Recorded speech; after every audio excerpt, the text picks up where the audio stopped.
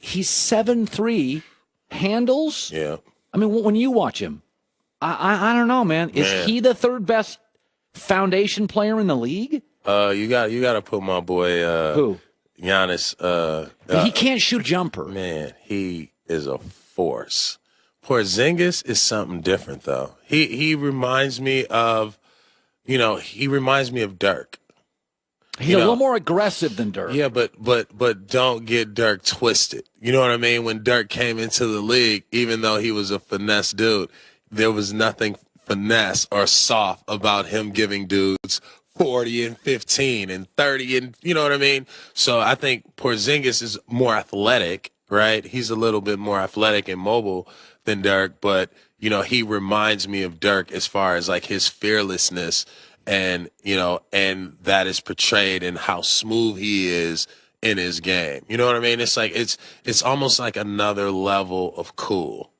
Where you can't really be rattled because, you know that you're that good. By the way, these international players, there's a lot of great international players in the league. And for years and years, people kept selling us international guys. And my takeaway was always, I want a kid who grew up in Chicago. Right. I'll take the domestic product over the international dude. Nothing against international guys. I like my guys over here.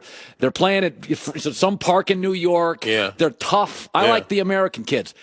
Now we're starting to see international kids. You're like, wow. When you were in the league, it really does feel like it's changing. Like the international game for sure is better. Go back to your career. Did you always feel a little bit like initially they were a little soft, international guys, a tad soft? I thought, more finesse.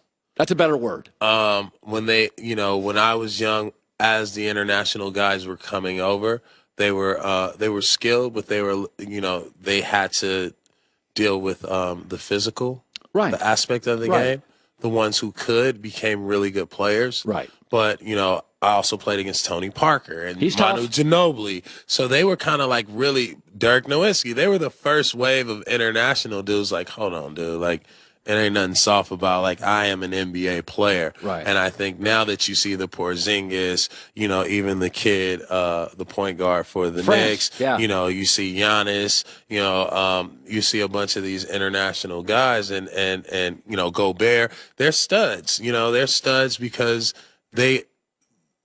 they already had the path. Somebody already broke that barrier. That's right. Ginobili, Tony Parker, Dirk Nowitzki, by the way, Steve Nash. And Baron, the word got out. International dudes don't come here soft. Like they saw that the soft guys internationally failed. Yeah, and they're also now, at a younger age, playing more international basketball. So these international guys are now playing against, the Team USA and the 15 and under nationals and, all the way to high school and college. So they're not afraid, they're used to that type of style of game. And now that the game is evolving into more of a European style game, it's more suited for, their skill set and the level of finesse, the way the league is going. So when Chris Paul and Harden got together, I've always had this sort of belief in the NBA that intelligence is underrated.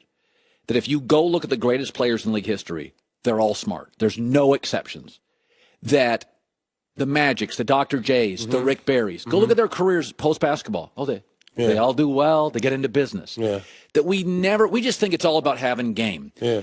But intelligence gives you a better diet, staying out of trouble, being a better teammate, making a phone call to get a teammate like LeBron. That we don't understand that the guys that last in this league like D. Wade really get the macro of the league. Yeah. And so when Chris Paul and Harden got together, my takeaway was two smart dudes, it'll work. Yep. It's just going to work. Now, I know the fit's not great. Right. So it is working. Are you a little surprised?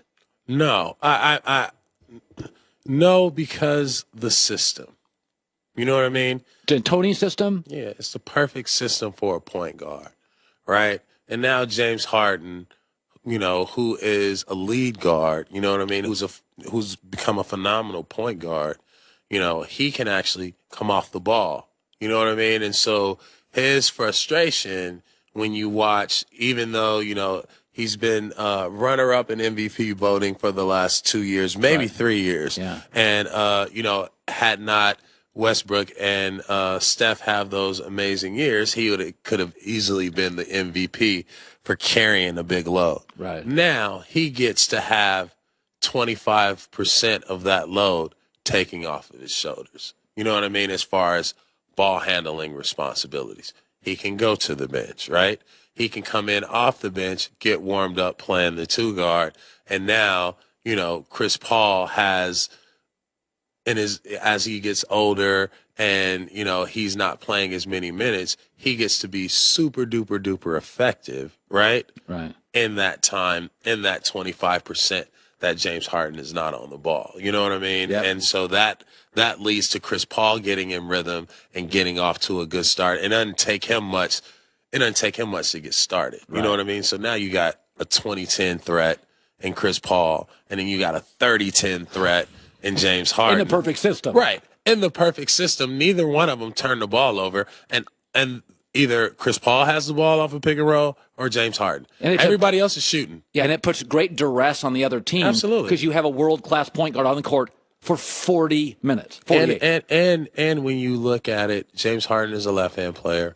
Chris Paul is a right-hand player. So then it's a difference. Yeah, so now your defense becomes weak on both sides. So you can't prepare. Good. You can't prepare a defensive strategy it's like, you should be a GM. I mean, hey man, you think? I think so too.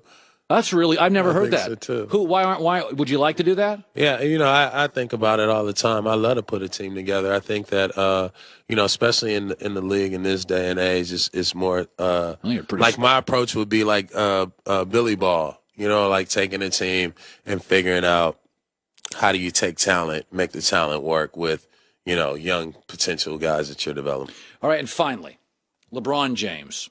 Man.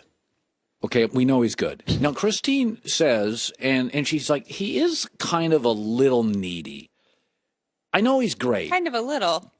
Is it fair to say as a criticism? Or is it because he is so popular he can't even go to the mall? How do you view him as a player? Would you want to play with him? Absolutely. He is Absolutely. No problems with him. No problem. Not with ego, little. Man, it's like when you look at him, you look how high he treats his teammates. You know what I mean? You look at, first of all, look at who he is compared to the most famous people in the world, right? Right. Mm-hmm. He's like top 5 most famous people in the Absolutely. world. Right. Now he plays basketball, right? And he's the most popular person in basketball in the world, or probably in sports in the world. Right.